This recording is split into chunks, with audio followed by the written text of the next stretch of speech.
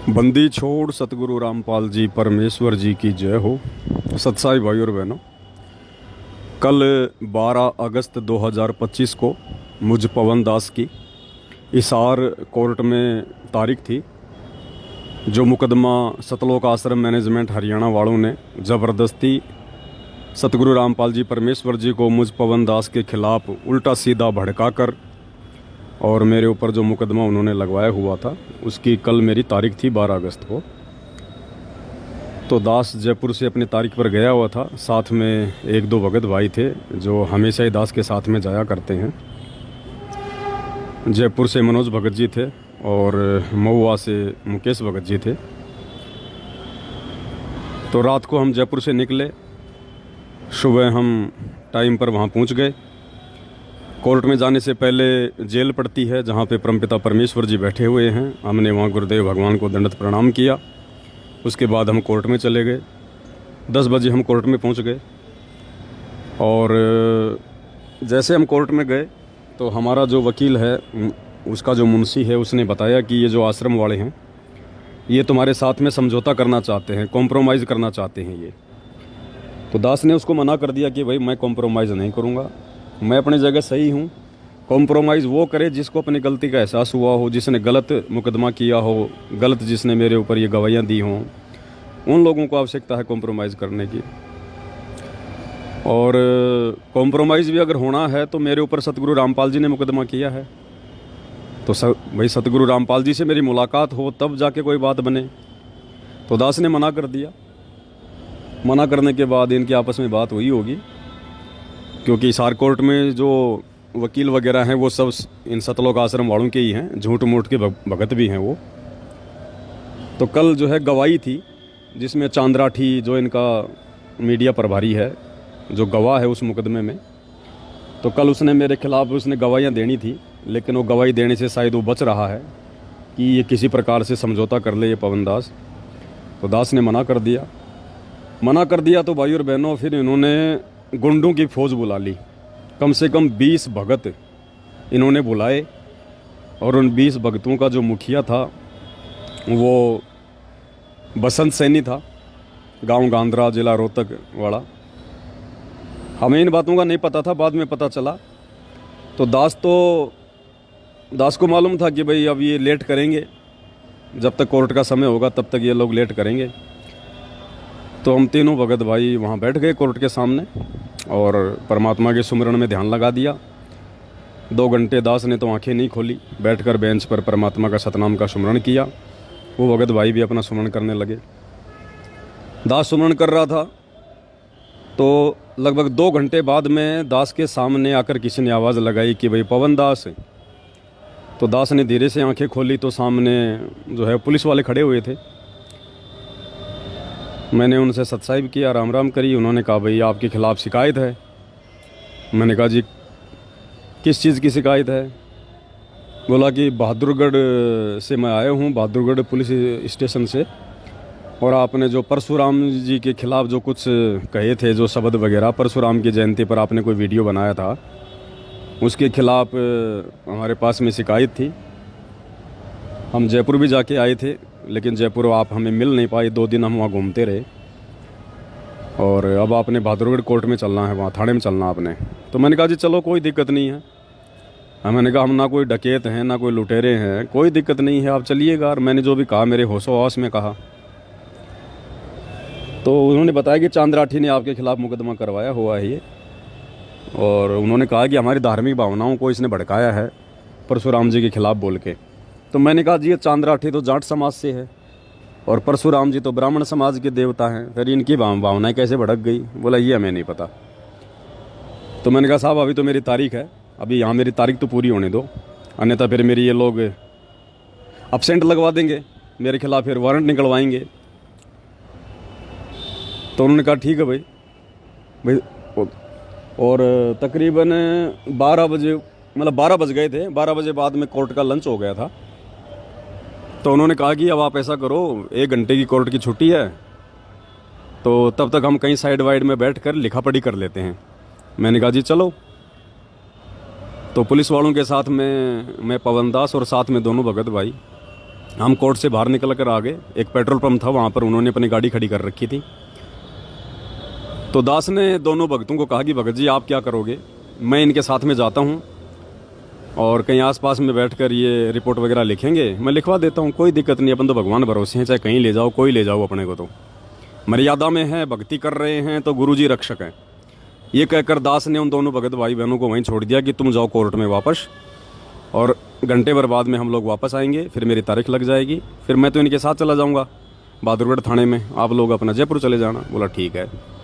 तो मैं उन पुलिस वालों के साथ में वहाँ से पेट्रोल पंप से निकला और वहाँ पर तकरीबन ये 20 गुंडे सतलोक आश्रम वाले सारनामी वहाँ खड़े हुए थे, सारा सब कुछ देख रहे थे, वो हमारा पीछा कर रहे थे।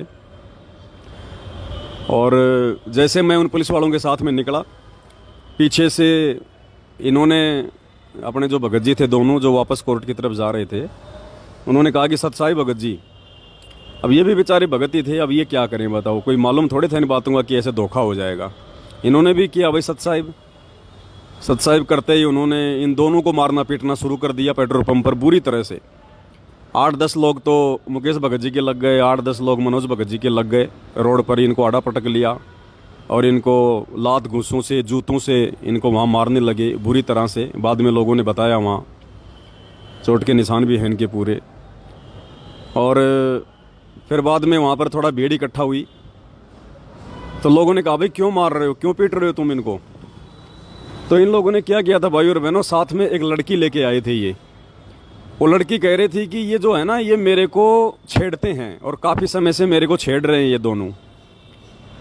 तो बाकी देखने वाले लोगों ने कहा कि ये भाई देखने में तो ऐसे नहीं लगते बेचारे कि ये तुम्हें छेड़ते होंगे, लेकिन वो तो वो किराए की लड़की पकड़ के लाए थे, या पता नहीं हमारी कोई गुरु बहन होगी जो इन आश्रमों से जुड़ी है। बोला ये मुझे छेड़ते हैं दोनों। तो फिर इतने में वहाँ पर कोई पुलिस वाला आ जाता है और ये लोग लेके अपनी गाड़ियाँ वहाँ से भाग लेते हैं। फिर मुकेश भगत जी ने मुझे फ़ोन किया कि भगत जी ऐसे ऐसे हमारे साथ में मारपिटाई हो गई है। मैंने उस पुलिस वाले को कहा कि भाई देखो ऐसे हम जिनको छोड़ के आए थे वहाँ पेट्रोल पंप पर, उनके साथ मारपिटाई हो गई है। तो वापस आया वो पुलिस वाला मुझे लेके, बोला लिखा पढ़ी बाद में करेंगे। वापस आया तो ये बेचारे लंगड़ाते हुए चल रहे थे। ये वापस भाग गए कोर्ट में डर के मारे कि भाई ये तो नालायक आदमी है, दोबारा मारेंगे, ये इनका कोई दीन धर्म तो है नहीं, खाली नाम है ये भगत और कुछ नहीं है। तो वापस आ गए। फिर इन्होंने सारी राम कहानी बताई कि भगत जी ये पूरा का पूरा जो षड्यंत्र है, ये आपके मर्डर की प्लानिंग थी, ये पूरा षड्यंत्र, क्योंकि आपने सुबह इन लोगों से कॉम्प्रोमाइज़ करने के लिए मना कर दिया था। मना करने के बाद में फिर इन्होंने पूरी ये प्लानिंग रची कि कैसे इसको और जो है इसको फंसाया जाए ताकि ये कोर्ट में ना आए। कोर्ट में नहीं आएगा तो फिर ये जो है गवाहियाँ नहीं होंगी, क्योंकि गवाहियों में फिर गुरुजी को भी आना पड़ेगा। गुरुजी आएंगे तो फिर आमना सामना होगा, फिर कोर्ट में सारे खुलासे होंगे, इनकी पोल पट्टी सामने आएगी। तो ये लोग चाहते हैं कि पवन दास कोर्ट में ना आए। तो फिर इन्होंने वो लड़की लेके आई थी ये, और 20-25 लोग ये आए थे कि लोग अगर पूछेंगे तो कह देंगे साहब ये लड़की छेड़ रहा था, और ये लड़की छेड़ने का मुकदमा इस पवन दास के ऊपर और लगवा देंगे, 4-5 साल के लिए जेल में और चला जाएगा। तो उन्होंने बताया भगत जी पूरा जो षड्यंत्र था ये आपके लिए था ये। तो दास ने कहा कि कोई बात नहीं भाई, राम रखवाड़ा है, जो परमात्मा करेगा सो होगा। अब ना तो भगवान छूट सकता ना भक्ति छूट सकती, ज्ञान भगवान ने ऐसा दे दिया। और वे मरना जीना भगवान के हाथ में है, अपने गुरुजी के हाथ में है भाई जीना मरना। वो चाहेंगे तो मारेंगे और चाहेंगे तो जिएंगे। आज से पहले भी तो लाखों बार करोड़ों बार जन्म ले चुके हैं, मर चुके हैं, और मर लेंगे एक जन्म में, क्या दिक्कत होगी। लेकिन अब सच्चाई का रास्ता नहीं छोड़ेंगे भाई। उसके बाद वो पुलिस वाला आया तो मुकेश भगत जी ने बताया कि भगत जी वो मेरा मोबाइल भी छीन कर ले गए, और साथ में मेरे जो रेलवे के जो ये ID कार्ड वगैरह थे वो भी ले गए छीन के। तो मैंने उनसे कहा पुलिस वालों से कि भाई साहब ये मतलब सरकारी आदमी है, अब बेचारे का मोबाइल भी ले गए, इसके वो कागज़ भी ले गए। तो उस पुलिस वाले ने फ़ोन किया, फ़ोन करके कहा कि भाई इनका ID कार्ड वगैरह लेके आ जाओ, वरना ये लोग 112 पे ये कॉल करेंगे, तुम्हारे ऊपर मुकदमा होगा। तो हमने कहा साहब मुकदमा तो हम नहीं करेंगे, अगर मुकदमे करने होते तो हम बहुत पहले कर देते इनके ऊपर। इनकी बुद्धि भ्रष्ट है, ये हमारे गुरु भाई हैं लेकिन इनकी बुद्धि भ्रष्ट है, इनकी बुद्धि बेकार बैठा हुआ है। हम मुकदमा नहीं करेंगे, हम तो अपने गुरुजी के वचन पे चलेंगे। आगे आने वाले समय में इनके कर्म इनको देख लेंगे अपने आप। ये खुद ही अपने ऊपर मुकदमे लगा रहे हैं। हम क्या मुकदमे करेंगे इन पे? हम तो हमारे गुरुजी के वचन पे चलेंगे, हम किसी पे मुकदमा नहीं करेंगे। जो तो को काटा बोवे ताको बो तू फूल। उन्होंने कहा भाई चलो कोई बात नहीं। फिर उसने फ़ोन किया उसको चांदराठी को कि भाई तुम्हारे भगत इनका मोबाइल भी छीन ले गए, इनके साथ मारपिटाई भी हुई है, तुम्हारे भक्तों के लक्षण है क्या ये? तो फिर चांदराठी ने उन लोगों को फ़ोन किया होगा। फिर थोड़ी देर बाद में वो बसंत सैनी जो है भगत जी का मोबाइल, वो पर्स वगैरह लेके आया। फिर वो देके गया। मैंने तो भी अपना तो स्वभाव है, जैसे वो बसंत सैनी आया, क्योंकि जयपुर में वही आया था मुझे मारने के लिए पूरी टीम लेके। तो मैंने कहा साहब ये वही आदमी है जो जयपुर में आया था मुझे मारने के लिए। मैंने तो भाई झुक के उसको हाथ जोड़ के मतलब उसको अपना सत साहब कहा, मालिक का जो विधान है पूरा, अपने लिए तो कोई दुश्मन नहीं, कोई मित्र नहीं है। अब भाई और बहनों, उस बसंत सैनी का, सारनामी का, और वो रौद्र रूप देखने को मिला हमारे को वहाँ पर, जिनको दुनिया कहती है भगत है, जो इन आश्रमों में पाठ प्रकाश करता है, पाठ प्रकाश पे बैठता है। उस पुलिस वाले के सामने कहा कि इसने तो जान से ख़त्म करांगे, इसने हमारा बहुत कुछ बिगाड़ दिया, इसने हमारा जीना आराम कर दिया, इस पवन दास ने, इसने सब कुछ बिगाड़ दिया, हमारा खेल सारा। इतना रौद्र रूप धारण कर रखा। पुलिस वाले ने कहा कि तेरे थप्पड़ लागेंगे ज़्यादा, तू आंडी पाक रहे आगे, बुलाऊँ अभी मैं पुलिस? इतना कहते हुए ठंडा हो गया। बोला जी देख लो जी, ये तो आपकी मर्जी है। तो मैंने कहा कि भगत जी हम भी भगत ही होंगे छोटे मोटे, ऐसा कोई मारना थोड़ी है कोई भगतों को। तो बसंत से नहीं बोला कि गुरुजी के आदेश है तेरे को मारने के, गुरुजी के आदेश हो रहे हैं कि मार दे उसने। तो पुलिस वाले ने कहा कि ये तो भाई नकली गुरु भी नहीं करवाते ये काम तो, और तुम जो है बाबा रामपाल का नाम लेके कह रहे हो, तो बताओ फिर दुनिया कैसे जुड़ेगी उनसे, कैसे नाम लेगी उनका? मैंने कहा जी इसकी बुद्धि भ्रष्ट है, इसकी समझ में नहीं आएंगी ये बातें। फिर वो चला गया वहाँ से, दे दा के मोबाइल वगैरह। फिर बाद में कोर्ट में दास की उस पुलिस वाले ने तारीख करवाई, तारीख करवा के और फिर हम कोर्ट से बाहर निकले। और फिर ये मुकेश भगत जी, मनोज भगत जी थे, इन्होंने कहा कि भगत जी हम भी आपके साथ ही चलेंगे, हम लोग उधर से निकल लेंगे, यहाँ इनका भरोसा नहीं है, ये हमारे को फिर मार पिटाई करेंगे हमारे साथ में। तो मैंने कहा उनसे, पुलिस वालों से कि भाई आप इनको भी साथ ले चलो। तो कहा ठीक है मैं इनको वहाँ छोड़ दूँगा रोहतक में, रोहतक से निकल लेंगे। तो मुकेश भगत जी को, मनोज भगत जी को उन्होंने रोहतक छोड़ दिया, और दास को जो है यहाँ पे बहादुरगढ़ की पुलिस थाने में लेके आ गए। अब हम लोग कोर्ट में जा रहे हैं। अब आगे देखो परमात्मा की मर्जी है भाई और बहनों। वैसे तो इसमें 4 साल की सज़ा है।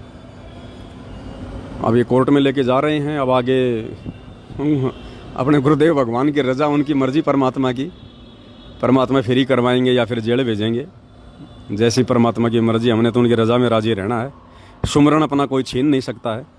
मार पिटाई होती है तो अपने कोई कर्म कट रहे हैं। हर तरीके से अपने दोनों हाथों में लड्डू हैं भाई और बहनों। और बस मेरा तो आप सभी भाई बहनों से यही निवेदन है, यही प्रार्थना है। सत का मार्ग है, और इस सत के मार्ग में आने वाले समय में ना जाने कैसी कैसी अग्नि परीक्षाएं हमें देनी पड़ेंगी, क्योंकि गुरुजी कहते हैं ना बच्चों तुम्हारी अग्नि परीक्षा है। तो ये सत्सयुगों की अग्नि परीक्षा, आश्रम वालों की नहीं है, वो तो आपके आसपास भी नहीं है। तो ये अग्नि परीक्षा हम सत्सयुगों की चल रही है भाई और बहनों। और किसी भाई बहन ने कोई चिंता करने की ज़रूरत नहीं है। अगर चिंता करनी है तो केवल गुरुजी के मंत्र की भक्ति की। देखो भाई और बहनों कैसे परमात्मा खेल खेलता है। गुरुजी पल पल साथ हैं। कल अगर वो पुलिस वाला अगर बहादुरगढ़ कोर्ट से मुझे लेने नहीं आता, जबकि मुकदमा हुए तो काफ़ी टाइम हो गया, वो कल ही क्यों आया? क्योंकि कल इन लोगों ने पूरा षड्यंत्र रचा हुआ था मुझ पवन दास को जान से मारने का। पूरा षड्यंत्र कि जान से नहीं मरेगा तो वो लड़की का मुकदमा लगा देंगे, इसको जेल में डालेंगे। मालिक को पता था कि ये मारेंगे इस बच्चे को। परमात्मा ने उस पुलिस वाले को भेज दिया उधर से, दास का सिक्योरिटी गार्ड बना के उस पुलिस वाले को भेजा भगवान ने। वो मुकदमा भाई और बहनों को ऐसे नहीं लगा, परमात्मा ने दया कर रखी है। अगर कल परमात्मा उस पुलिस वाले को ना भेजते तो भाई और बहनों कल ये इस दास को शायद छोड़ते भी नहीं है लोग। इतना विकराल रूप धारण करके पूरा कोर्ट इन्होंने घेर रखा था। और मालिक ने उस पुलिस वाले को भेजा और अपने गाड़ी में बैठा के मेरे को यहाँ पे बहादुरगढ़ लेके आया। अब ठीक है, आगे की न्याय प्रणाली है, वो क्या करेंगे क्या नहीं करेंगे वो तो मालिक की मौज है, परमात्मा की मर्जी। अपने तो भजन करना है। भजन अपना कोई ना कोई जेल में छीन सकता, ना कोई बाहर छीन सकता है, और यही सबसे बड़ा धन है अपना। बाकी ये संघर्ष है भाई और बहनों। भगवान आप और हमारे लिए हमारा भगवान पिछले 10-12 साल से हिसार जेल में बैठा हुआ है। आप और हम नालायक तो क्या संघर्ष कर रहे हैं? कुछ भी नहीं कर रहे भाई और बहनों। हमारा तो अगर शरीर का अंग अंग भी काट दिया जाए मंसूर की तरह तो भी भाई और बहन हम तो कुछ भी परीक्षा नहीं दे रहे, कुछ भी नहीं दे रहे। इसमें तो हमारा भला उल्टा, हमारा भला ही हो रहा है ये उल्टा। तो आप सभी आत्माओं से प्रार्थना है भाई और बहनों, परमात्मा पे दृढ़ विश्वास रखें। किसी भगत को देख के बिल्कुल भी नहीं चलना है। ये ज्ञान आधार का मार्ग है, परमात्मा ने रास्ता सबको दिखा रखा है। बाकी आपस में मिलजुल के रहो, कोई दिक्कत नहीं है। भगवान का मार्ग है, प्यार प्रेम से रहना है। नफरत मुजदास की इन आश्रम वालों से भी नहीं है, क्योंकि हमने अगर नफरत पाड़ ली तो परमात्मा का विधान टूट जाएगा। फिर एक मित्र एक शत्रु है, भूल पड़ी रे प्राण, यम के नगरी जाएगा शब्द हमारा मान। और कबीर खड़ा बाजार में मांगे सबकी खैर, ना कहूँ से दोस्ती ना कहूँ से बैर। ये भले हमें अपना दुश्मन समझ रहे हैं, कोई दिक्कत नहीं है, समझो, मारो पीटो कुछ भी करो, हमारे बाप को नहीं छोड़ा इस लोक में, हमें कौन छोड़ेगा। लेकिन हमने इनको अपना भाई समझना है, अपना मित्र समझना है। हमारे मन में कोई दोष कोई द्वेष इनके प्रति नहीं होना चाहिए, बिल्कुल भूल के भी, नहीं तो फिर हमारा आत्म कल्याण नहीं होगा। और आत्म कल्याण नहीं हुआ फिर क्या फायदा, फिर ये जेल जाने का, मार पिटाई खाने का, ये कष्ट भोगने का, फिर क्या फायदा जब मोक्ष नहीं हुआ। तो जब इतना सब कुछ कर रहे हैं तो आगे भी करेंगे परमात्मा की दया से, भगवान करवाएगा, हिम्मत देगा गुरु जी साथ में तो सब कुछ है भाई और बहनों, कोई दिक्कत नहीं है, मालिक साथ में। बस ये मार्ग ना छोड़ना भाई और बहनों, और कुछ नहीं है। द्वार धनी के पड़े रहो, धक्के धनी के खाओ, शो काल जग जोड़ ही द्वार छोड़ ना जाओ। बस ये छोटा सा संदेशा था। आगे परमात्मा दया करेंगे तो दास आपके सामने उपस्थित होगा मालिक की सेवा में, सतगुरु महिमा में, नहीं तो फिर जेल में करेंगे सतगुरु की महिमा, बैठ के परमात्मा का सुमरण करेंगे। बंदी छोड़ सतगुरु रामपाल जी भगवान की जय हो। महल का भेद मैरमी को कहना, जो असली वस्तु है किसी एक आध को ही, जो आपका खास मैरमी, चाहे सारे हो जाओ उनको बताना। महल का भेद मैरमी को कहना, ये जग जान ठगा ठग है। ये राक्षस क्यों बने थे? एक गुरु से नाम लिया, साधना दोनों ने कर ली। जो गुरु की फटकार को नहीं उठ सके वो विमुख होकर के राक्षस रूप में आ गए। उनकी निंदा शुरू कर दी और उनके भक्तों के साथ द्वेष करना शुरू कर दिया। सिद्धियां दोनों में होगी थी भक्ति से। राक्षसों में ऐसी सिद्धि बताते हैं, आकाश में उड़ जाया करते, वहां से बाण छोड़ दिया करते थे, आग लगा दिया करते थे। लेकिन कवाए राक्षस जब तक गुरु पद मर्यादा से हम विमुख हो जाते हैं, मनमुखी जीव पार नहीं होते। तो इसी प्रकार सतगुरु महाराज कहते हैं, धर्मदास तो लाख दुहाई और ये सार शब्द कहीं बाहर नहीं जाई। आम व्यक्ति को नहीं बताना, फिर ये राक्षस रूप में आ जाओगे, क्योंकि काल गेल रहे से। ने बोला जी, इस भगवान का आसरा लेकर श्री राम की शक्ति तय एक का लठ मारू था, 20 मरे थे गदा। मुनिंदर जी कहते हैं ये साधु लक्षण नहीं अनुमाना, या मार काट करना संता का काम नहीं होता बीरा, ये भी तेरे में भगता के लक्षण कोई नहीं। अब वही बात सुन लो बच्चों, तुमने मेरी सीख पर मेरी शिक्षा पर अमल नहीं करा, अब तो अपने लालच वश मेरे शिष्य बने रहे। पर मेरी बात सुन लो, मेरा काला मुंह मत करो, मेरी एक अंतिम पुकार सुन लो। तुम विचार करना होगा कि हम कौन है, कहां से आए। आपस में खेचातानी रखते हो अभी भी भगत हो गए। अच्छे इंसान तो जगत वाले बिना करते ऐसा जैसे भगत कर रही है। अच्छे इंसान तो जगत वाले बिना करते ऐसा जैसे भगत कर रही है। अच्छे इंसान तो जगत वाले बिना करते ऐसा जैसे भगत कर रही है। किसी को छोटी सी सेवा दे देते, कोऑर्डिनेटर बना दिया, उन्होंने सोचा मैं खुदा बन गया। और इतना शिक्षा तो बने, मजदूर बनो सीखो, मजदूर। और कई देखा है कि कोऑर्डिनेटर या जिसकी जो भी व्यवस्था लगाई जाए तो व्यवहार भी ठीक नहीं करते, धमकान लग जाते, फुरकान लग जाते। और कुछ ऐसी भी शिकायतें आई हैं जो बहन बेटियों के साथ गलत मैसेज भी डालते हैं। तो वो दुष्ट लोग ना तो कोऑर्डिनेटर के योग्य है ना वो भगत के योग्य। और कुछ ऐसी भी शिकायतें आई हैं जो बहन बेटियों के साथ गलत मैसेज भी डालते हैं। तो वो दुष्ट लोग ना तो कोऑर्डिनेटर के योग्य है ना वो भगत के योग्य। और कुछ ऐसी भी शिकायतें आई हैं जो बहन बेटियों के साथ गलत मैसेज भी डालते हैं। तो वो दुष्ट लोग ना तो कोऑर्डिनेटर के योग्य है ना वो भगत के योग्य। तो ऐसा तो संगत माई कुसंगत उपजेगी, और ऐसी कुसंगत होगी फिर हम रखेंगे नहीं उसको खेत में। किसान उस कुबाड़ को पाड़ कर खेत तो बाहर फेंक देता है, तो उसको आप मिशन से निकाल दिया जाया करेगा। सुधर जाओ, एक के नहीं सुनी जाया करती, दिशामूलक शिक्षा दी जाती है, अमल कर लो इन पे। कर्म बतेरे फोड़ लिए, इस ज्ञान का असर क्या हुआ? थोड़ा सा सुख होते हो फिर पक्के एजेंट काल के बन जाते हैं, बकवाद वही करनी, भगवान से दूर हो जाना। थोड़ा सा सुख होते हो फिर पक्के एजेंट काल के बन जाते हैं, बकवाद वही करनी, भगवान से दूर हो जाना। थोड़ा सा सुख होते हो फिर पक्के एजेंट काल के बन जाते हैं, बकवाद वही करनी, भगवान से दूर हो जाना।